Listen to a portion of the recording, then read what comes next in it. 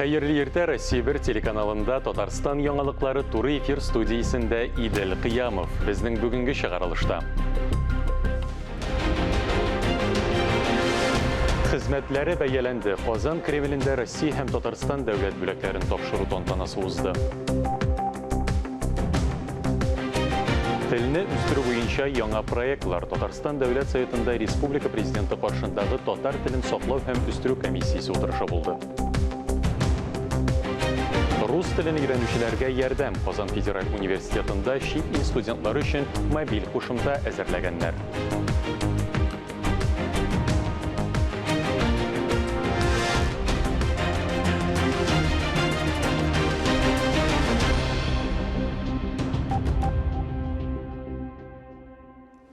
Россия президенты Владимир Путин физик культура һәм спортны үстерү буенча совет утырышын уздырды. Чара видеоконференция режимында узды. Онда республика президенты Рөстәм Миңнеханов та катнашты. Илдә 30 елга кадәр физик культура һәм спортны үстерү стратегиясе, шулай ук башкарылган эшләр турында сөйләштеләр. 10 ел эчендә спорт белән шөгыльләнүчеләр саны 2,5 тапкырга арткан. Бу динамиканы саклап калырга кирәк дип билгеләп үтте дәүләт җитәкчесе. Ул халык арасында физик активлыкны саклап калу өчен чаралар күрергә кушты. Стадионнарга, спорт клубларына, секцияләргә ярдәм итәргә һәм безнең җыелма командаларының күнегүләр процессын үзмәскә кирәк.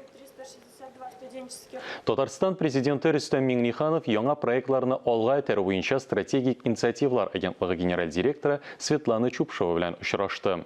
Россия субъектларында инвестицион климат торышының ил күләм рейтингы күрсәткечләре кеше капиталына кертелгән инвестицияләр турында фикер алыштылар. Иҗтимагый киңлекләр булдыру буенча проектларны билгеләделәр. Казан Кремлендә Россия һәм Татарстан дәүләт бүләкләрен тапшыру тантанасы узды. Барлыгы 40 кеше билгеләп үтелде. Алар республика һәм ил үсешенә зур өлеш керткән төрле һөнәр ияләре. Фәрит Мөхәммәтшин билгеләп үткәнчә, коронавирус инфекциясе шартларында күп кенә һөнәр вәкилләренә эшләү күпкә катлаулырак. Шулай да алар үз бурычларын лаеклы үтәүләрен дәвам итә. Бүләкләнүчеләр арасында нефтчеләр, йортлар, мәктәпләр һәм юл төзүчеләр, остаз галимнәр, сәнгать эшлеклеләре һәм әлбәттә медицина хезмәткәрләре. Коронавирус пандемиясе вакытында аларның хезмәте бәяләп бетергесез.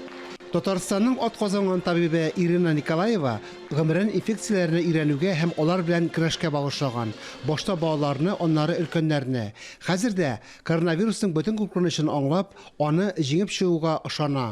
Татарстан Дәүләт Советы рәисе Фәрит Мөхәммәтшин илдә һәм Татарстанда коронавирус йөгешенең торышына җентекләп тукталды. Малый и средний бизнес пострадал. Экономика недополучила более 40 миллиардов рублей доходов в свой бюджет Татарстана.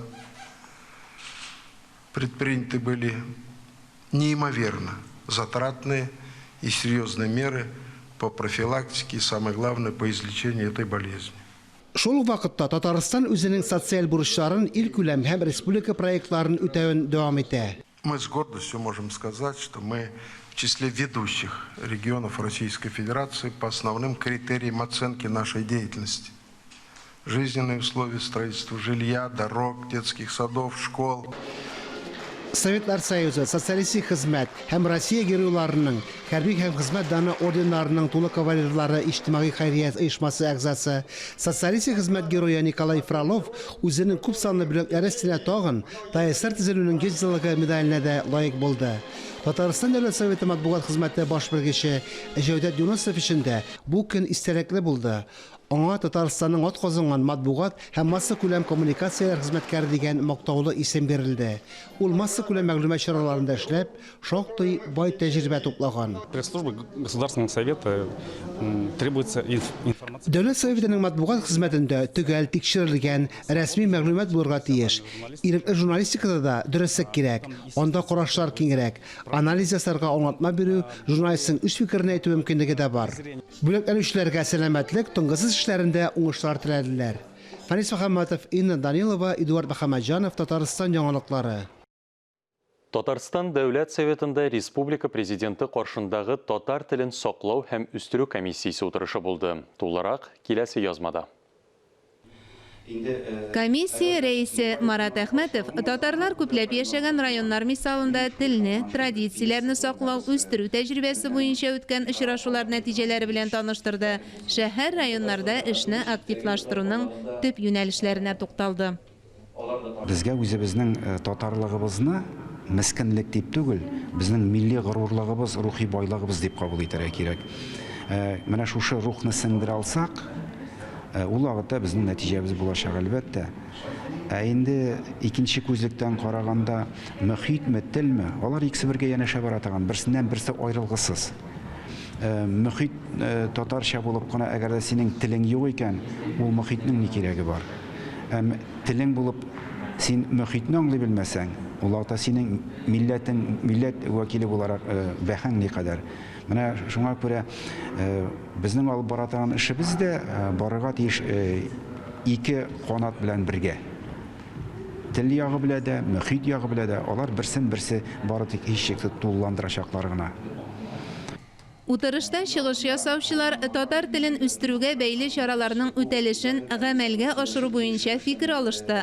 Мәгариф һәм фән министрлыгының Милли мәгариф идарәсе башлыгы Лилия Әхмәтҗанова татар теленнән яңа дәреслектәр октябрь азагына кайтарылачагын ышандырды. Чыгыш ясаучылар нигездә вазифаи юнәлешләре белән бәйле чаралар турында да сүз кузгалтты. Аеруча иҗади бәйгеләрнең мөһимлеге ассызыкланды. Тәүнә бу бәйге әсәрләргә бәя бирү белән генә шикләнмичә, аларны китапта, электрон версиясын интернет шелтәрендә бастыруны, матбугатта чыгаруны, аудио китаплар яздыруны күздә тота. Комиссия составына кермәгән, ләкин кирәк булган очракта чакырылучыларның берсе Ремзил Вәлиев әлеге бәйгеләргә карата үз фикерен белдерде. Бәйгеләр, җырчылар һәм язучылар арасында бәйгеләр белән бик шаккатыр булмый. Алар булды инде, лауреатлар да күп. Шуңа күрә теләк кенә шул шедеврлар иҗат ителсен иде. Яшь язучы шагыйрьләрне җәлеп итү өчен үз юлым дип аталган республика күләм иҗади конкурс лабораториясе ачу һәм татар сүзе республика бәйгесен оештыру тәкъдиме дә ясалды. Татар сүзе бәйгесе республика күләм масштабта зур проект буларак уссын, шын мәгънәсендә нәфис сүз жанрын күтәрерлек булсын. Үсеп килүче яңа буын өчен Милли мультфест балалар кинофестивален оештыру да өстенлекле юнәлеш. Фестивальгә татар телендәге эшләр кабул ителә. Киләчәктә әлеге материалларны Шаян ТВ балалар телеканалында һәм балалар бакчаларында күрсәтергә мөмкин. Утырыш барышында татар телен саклау һәм үстерү мәсьәләләре комиссиясе рәисе Марат Әхмәтов кайбер министрлык ведомстволарның татар теленә сүлпән мөнәсәбәтен дә әйтте. Бик күп игътибар кирәк булачак безнең башкалабызга. Аның җитәкчелегенә мин зур үтенечем бар инде, алар бу мәсьәләгә мөнәсәбәтне үзгәртсеннәр иде һәм мәктәпләр, балалар бакчаларының эчтәлегенә, аларның тышкы матурлыгы белән түгел, анда милли мөхит, милли телдә белем һәм тәрбия бирү эшләре ничә икән, менә аның тырышына күбрәк игътибар итсәләр. Шәһәрләребездә бит мәдәният идарәләре дә бар, менә аларның безгә бик зур ярдәме кирәк. Бирәк тә Казаныбызның, Ярчаллы шәһәренең, Әлмәт, Бөгелмә, Түбән Кама кебек, Алабуга кебек шәһәрләрнең. Телгә хезмәт итүне дәүләт заказын үтәү дип кенә кабул итәргә ярамавында дәлилләп күрсәтте Марат Әхмәтов. Шулай ук республика районнарында вакытлы матбугатка язылу кампаниясын оештыру турындагы эш планнары да тикшерелде. Мәсәлән, Акчарлак, Ватан Татарстан, Атналык, Шәһри Казан газетлары, Казан утлары, Шаян журналлары, район газетлары, Алексейск, Апас, Кама тамагы, Түбән Кама теләче басмалары абунәчеләре санын арттырган. Исегезгә төшерәбез, әлеге комиссия беренче утырышын 15 июльдә уздырган иде. Татарстан президенты быелгы юлламасында без татар телен саклау һәм үстерү мәсьәләләре комиссиясенә зур өметләр баглыйбыз дип белдергән иде. 2 ай вакыт әлбәттә аз. Алга таба икенче утырыш нәтиҗәләре өметне аклар дип ышанабыз. Мөршидә Җихан, Рәфкать Зиятдинов, Татарстан яңалыклары. Казан федераль университетында чит ил студентлары өчен уникаль мобиль кушымта әзерләгәннәр. Ул рус фонетиксын җиңел үзләштерергә мөмкинлек бирә. Тавышлы ярдәмче хаталарны да шунда ук күрсәтә. Әлеге кушымта тест режимында эшли, октябрь ахырында ул барлык теләүчеләргә дә ачык булачак. Менә шулай гади, бары смартфон гына кулланып, дөрес итеп русча сөйләшергә өйрәнергә була. Студия рус кушымтасы ярдәм итә. Аны Казан Федераль университеты әзерләгән. Кушымтаны беренчеләрдән булып, икенче курс студенты Филипп Сиака сынап карый. Ул рус телен өйрәнгәндә шундый кушымта булмаган, сүзләрне дөрес әйтә алмый. Гел укытучыларга мөрәҗәгать итәргә туры килгән. Новых студентах это будет очень удобно, потому что оно помогает. Яңа килгән студентлар өчен бу бик уңайлы, чөнки практик ярдәм итә. Тавышны тыңлап көйләргә, хаталарны төзәтергә була. Бу рус телен башлап өйрәнүчеләргә бик уңайлы. Кушымтага беренче чиратта рус телен башлап өйрәнүче чит ил студентлары бик шатланган. Они смогут вместе с этим предложением. Студентлар бу кушымта белән теләсә кайсы уңайлы вакытта эшли. Фонетик яктан сүзләрнең дөрес әйтелешенә өйрәнүдә бу бик зур ярдәмче. Телгә өйрәнеп килүче студентларга хаталарны тиз ачыкларга, аларны төзәтеп сөйләшергә өйрәтә. Укыту әлифбадан башлана, аннан соң иҗекләр, сүз һәм сүз тезмәләргә күчә. Кушымта хатаны, дөрес булмаган интонацияны күрсәтә. Автомат рәвештә сүзне дөрес әйтү өчен тест биремнәрен сайлап бирә. Упражнение построено следующим образом, что студент слышит правильное произношение. Күнегү шундый итеп төзелде. Студент сүзне ишетә, аны кабатлый, ә программа сүзнең дөрес әйтелешен тикшерә. Аны дөрес әйтелеш белән чагыштыра. Әлегә кушымта тест режимында эшли. Оннан шикләр ябылу сәбәпле Россиягә килә алмаган чит илләр студентлары файдалана. Ә октябрь ахырында кушымтадан тулысынча кулланырга була. Университетның әзерлек факультеты студентлары оннан бушлай файдаланачак. Фарис Мөхәммәтов, Лилия Талипова, Рәфкат Зияддинов, Татарстан яңалыклары. Нурлат шәһәрендә спорт паркын реконструкцияләү тәмамланып килә. Тиздән биредә актив ял итү өчен яңа мөмкинлекләрне сынап карарга мөмкин булачак. Бу бер үк вакытта памп-тректа, батутлы зонада кече архитектура формалары булган ял итү урынында. Төзекләндерелеп беткәч парк нинди булачак? Нурлаттагы коллегаларыбыз әзерләгән репортажда. Кечкенә Нурлатларның спорт паркында яраткан зонасы бар инде. Җирдән аерылып өскә очарга теләүчеләр шул кадәр күп, батутларга хәтта чират та барлыкка килә. Без әти-әниләрдә, балалар да шатланып туя алмыйбыз. Парктан ерак тормыйбыз, балалар белән байтак вакытны шунда үткәрәбез. Яңа үзгәрешләргә бик сөенәбез. Проект буенча батутлар алтау, әлегә паркны реконструкцияләү дәвам итә, ә киләчәктә яңа уен зоналары барлыкка киләчәк. Мәсәлән, 300 квадрат метрлы памп-трек. Паркта шулай ук ял итү урыннары, агачлар күләгәсендә күперле зоналар күп булыр дип вәгъдә итәләр. Вторая очередь парка спортивный. Спорт паркын төзекләндерүнең икенче этабында күп эшләр эшләнде. Ял итү, җәяү йөрү урыннары булдырылды. 300 метр озынлыкта агач идәннәр җәелде. Шулай ук 600 метр озынлыгында бетон юл ясадык. Эскәмәйләр куйдык, таганнар урнаштырдык. Паркны язын-көзен су басмаячак, су канализация люкларына агып төшә. Паркны реконструкцияләүгә берничә подрядчы оешма җәлеп ителгән.